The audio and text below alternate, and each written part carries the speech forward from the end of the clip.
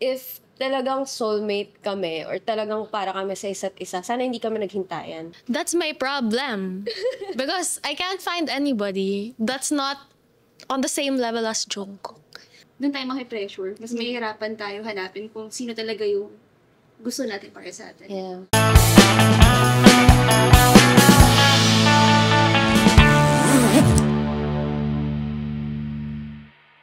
Sino bang ayaw mag-first move dito? Si Sammy. So, Sammy. Oh, Sammy, ayan. I'm so pabebe kasi. Pero nafe-feel mo minsan na may something. Oo. Pero when you wait mo. Oo. Kasi I'm really so scared kasi. Like, me kasi if I love hard. And that's my biggest fear na, ayun nga, coming on too strong to the person. Thoughts nyo sa love at first sight? Naniniwala ba kayo doon or hindi? Yes. I don't know. Like, that's what I've believed in ever since, like, I was growing up. Reading so many stuff about relationships as a teenager. Parang, like, if you see that person na talaga, na you feel like nga is the one, parang, love at first sight. How about you? Ba't wala? Ba't hindi? Kapag love at first sight kasi, parang ano lang siya, yung Physical appearance. ang tama. Yes. Mafe-feel mo or makikita mo sa tao if may substance siyang kausap. Oh. If may sense siyang kausap. And mas na-attract ako sa ganun. Kesa na like physical appearance lang. I never experienced like love at first sight. Love, parang big word. Siguro, attraction. At first. At first sight. Pero love, parang, ang hirap sabihin kung love na agad yun eh. Parang Yeah. kailangan ko muna makausap yung person. Or kung basta yung connection. Gusto ko ng connection. Emotional connection. Yes. Since you said, hindi kayo naniniwala sa love at first sight, does that mean, na you would go around dating other people or stick to one lang? Ako naman, stick to one ako. Kasi gusto ko muna makilala mabuti yung person. For me, hindi siya waste of time. Pero at least, nakilala ko siya. And yun nga, nakita ko na, okay, hindi siya yung para sa akin. Hindi siya yung parang nakikita ko for my future. Tsaka kung date to marry ka, di ba? You end Yes, exactly. emotionally, pati yung time mo, ganyan. So, kung marami kang to-date, parang sobrang draining kasi Yes. lahat sila. Yes. For sure naman, di ka mag-entertain or kikilalanin mabuti yung person if hindi ka interested. Oo, that's true. So, ano yung ideal type no? If it's not Jungkook talaga, it has to be like somebody like him kasi sobrang naset na yung standards ko. I don't know him like fully, syempre, but he shows na he's super family-oriented, which is what I like kasi I have a big family and I'm super close kasi to my family. Tapos, I mean, he doesn't have a religion. Like, religion naman doesn't matter. God will bring to me or like lead me to. May time ako na sobrang nahilig ako sa K-pop. Tapos yung standards ko, sobrang tumaas. Ay, Nawala same. As in, Same. Hindi realistic yung gusto kong person. Oo. So, wala akong magustuhan. As in, sabi ko, gusto ko lang yung K-pop artist na yun. Ay, ang standard ko si, Lee Jong-suk. Ay. Wala, iba ko, Lee Jong-suk. Parang gusto ko maging katulad ni, yung si Lee Jong-suk talaga yung, standard ko. That's my struggle. Yun din yung nangyari sa akin. Ang taas na ganun expectation ko nung na-addict ako sa K-drama. That's my problem. Because I can't find anybody that's not on the same level as Jungkook. Pero yun, ako nung inopen ko na yung sarili ko dun sa reality. Sama naman nun. Sa reality na, okay, yung ideal type ko pala is hindi siya ganun nasusunod. Kasi ako mas nag-focus ako dun sa values ng person. Yes, same. Kasi pag same kami ng values, para mas nagkakasundo kami. Yes. Mas madaling makisama with his family. Hindi ko masabi kung ideal siya. Kasi if you're looking for someone na same beliefs and same values mo, parang hindi na siya ideal eh. It's more realistic. Yes. Kasi parang if you accept the fact na you're not perfect, mo na, hindi rin perfect yung partner. Yes. So you just have to find someone na same page kayo. Parang ganun. Same wavelength. Ganun. Oo. Tingin ko dapat hindi tayo masyado rin nakikinig dun sa mga expectation ng society. Kasi dun tayo maki-pressure. Mas mahihirapan tayo hanapin kung sino talaga yung gusto natin para sa atin. Yeah. If you really want to find the person, parang don't look for it. Kasi it won't come talaga. So parang just wait. And then bigla na lang, oh, hello. May naging phase talaga ako before na parang pag nahanap ko yung ideal, as in yung ideal type ko na person, sobrang aggressive. Kasi feel ko iba yung gusto nila from me, kaya ganun sila. Kasi parang ang bilis. Diba usually dapat parang step by step. Yeah. Slowly. Oo. Pero yung iba na sobrang ang bilis, parang red flag na siya. Ako din, meron ako noon one time na friend ko siya.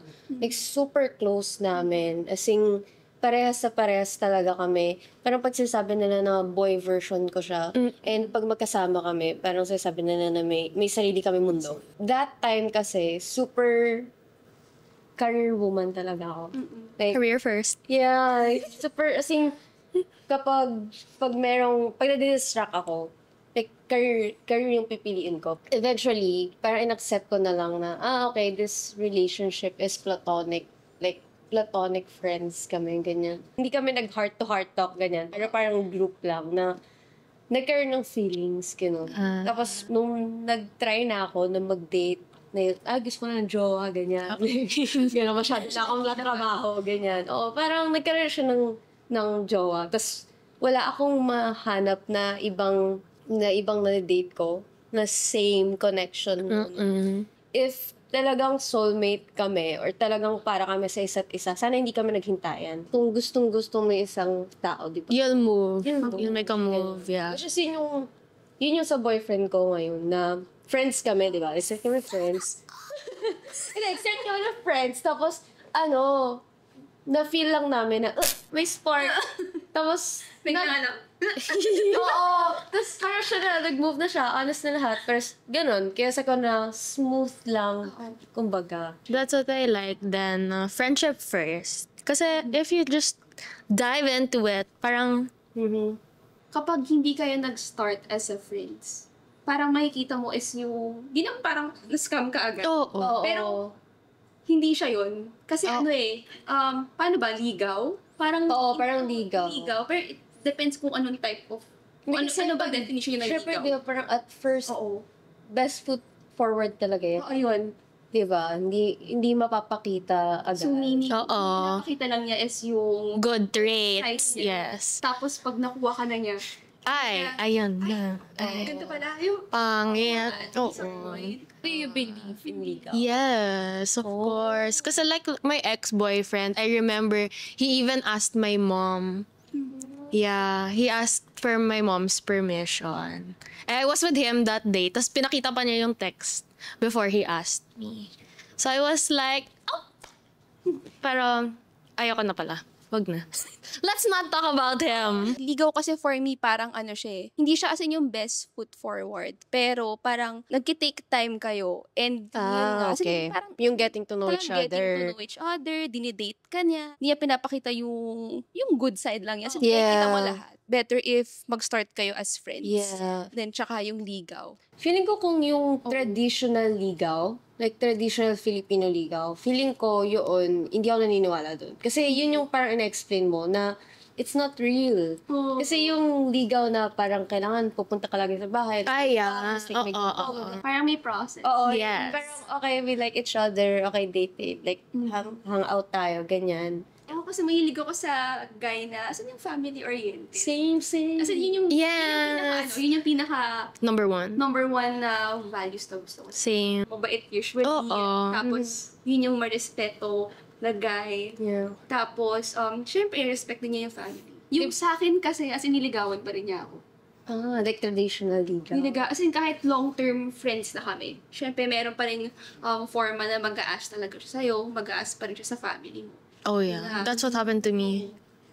Which is for me, dapat ganun. Kasi, syempre, mag-iiba yung relationship niyo eh. So, Yes. from friends, ngayon, ano na kayo? Oo. Lovers, partner na kayo. And because I don't like hiding anything from my family. So parang I don't wanna shock them na, ay, I have a guy na ganito, ganyan. So I feel like it's also nice if the person nga asks for your parents' permission. Kasi it's like date nga to marry. So parang there's already a process. Kasi diba, before you get married, syempre, the guy has to ask permission. So I feel like that's a work in progress na din to where you want to end up together. Ako din, ganun. Parang start kami sa friends, but may formality pa rin. May pag-ask pa rin sa parents. Even yung parang, can you be my girlfriend? Oo! Na ilang months na, Yes. like the date, ganyan. Isa lang meaning yan. Meaning, gusto ko niya talaga. Sana all. So, paano mo masasabing you found the one or you found your soulmate? Somebody who's like you and who thinks like you. That's my perspective. Somehow nakita mo yung sarili mo sa kanya. Yes. And yung parang magiging better person ka. Because of him or her. Like, na-inspire ka niya to be better person. Or, in my case, parang nabalik ako sa dati na ako. Meron tayong personality. Like, before tayo maka-experience ng iba't ibang struggles in life. Yes. Like, in my case, I'm from Laguna, like, province talaga. And super ibang-iba ako before ako pumunta ng Manila. When I met him, parang na-remind ako na this is the real me. Ito talaga yung gusto ko. Ito yung mga trip ko talaga. And then, parang naiintindihan niya ako sa ganun. And then, parang bumalik yung self ko. Of course, hindi naman perfect. Pero, you feel like ito yung someone na fully and truly na nakakaintindi kung sino ka talaga. Di ko sure if nahanap ko na yung soulmate ko, pero feel ko siya na. Everything is easy. Yeah. Parang dito ko na feel ngayon na love is easy pala. Yes. Hindi mo pala kailangan na parang ikaw yung magde-demand pa, gusto ko to, gusto ko yan. Parang automatic na niyang Yes. binibigay sa akin. So parang feel ko, okay, siya na yung guy. You feel it. Like, Oo, now, na-feel mo siya eh. oo, na-feel So mo na-feel siya. mo na nga. Ako din. Ako din. Sabi mo, feel mo din yan. Love is hard. At diba sabi mo nasa military? Oo nga. Pagkalabas ng military. Next year, see you. Before, ayoko magkaanak. Ayoko magka-family. Ayoko magpakasal. Kasi, ang goal ko before, gusto ko na lang maging mayaman na tita. Yung mag-spoil ng mga pamangkin and all. And then all of a sudden, Na-meet mo siya? oo, this guy, parang napafeel niya sa akin na, ay, parang gusto kong maging nanay. Parang gusto ko magpakasal, gusto ko magkaanak, yung mga ganon. Kasi parang yung inner child mo, parang naging comfortable siya. Yeah.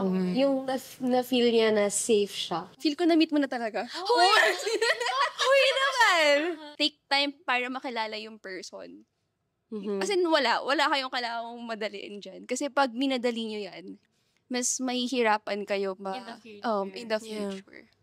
Tapos, huwag kayong magpa-scam sa yung mga best foot forward. Be wise. Like, if you decide to use nga dating apps, na if you truly believe, like her friends nga, nahanap nila yung the one sa dating apps. Syempre, you don't know then the person. It's like a complete stranger. Unlike, yung sa kanya, diba, acquaintance, friend of a friend. So, at least you know the person.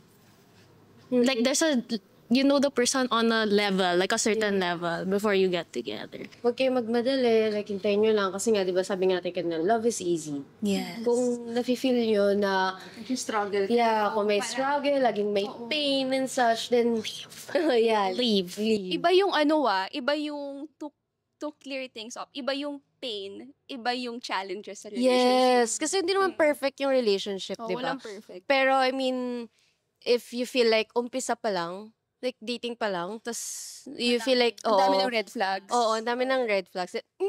Bye. Go bye. na. Bye. Oo. Jungkook. Yes. Sana nakakuha kayo ng lessons and tips para mahanap yung soulmate nyo. Pero huwag kayong magmadali. Oo. Ang dami.